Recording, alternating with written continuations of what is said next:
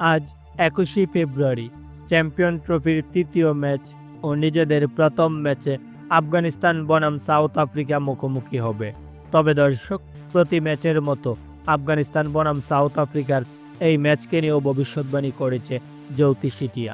প্রিয় দর্শক, বিস্তারিত জানতে চ্যানেলটি সাবস্ক্রাইব করে সম্পূর্ণ ভিডিওটি দেখতে থাকুন।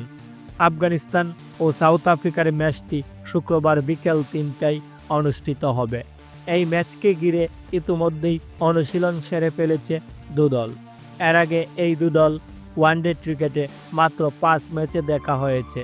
এই ৫ ম্যাচের মধ্যে ৩ ম্যাচে জয় পেয়েছে সাউথ আফ্রিকা, অন্যদিকে ২ ম্যাচে জয় পেয়েছে আফগানিস্তান। আর এবার নিজেদের ষষ্ঠ ম্যাচে চ্যাম্পিয়ন ট্রফিতে মুখোমুখি হতে যাচ্ছে আফগানিস্তান ও সাউথ আফ্রিকা। তবে দর্শক, ম্যাচের আগ মুহূর্তে এই ম্যাচকে নিয়েই ভবিষ্যৎবাণী করেছে জ্যোতিষ সিটিয়া।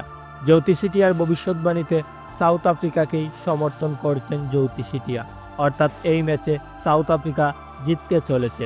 তো প্রিয় দর্শক, এই ম্যাচকে নিয়ে আপনাদের প্রেডিকশন কি জানিয়ে দিন নিচে কমেন্ট করে। ধন্যবাদ সবাইকে।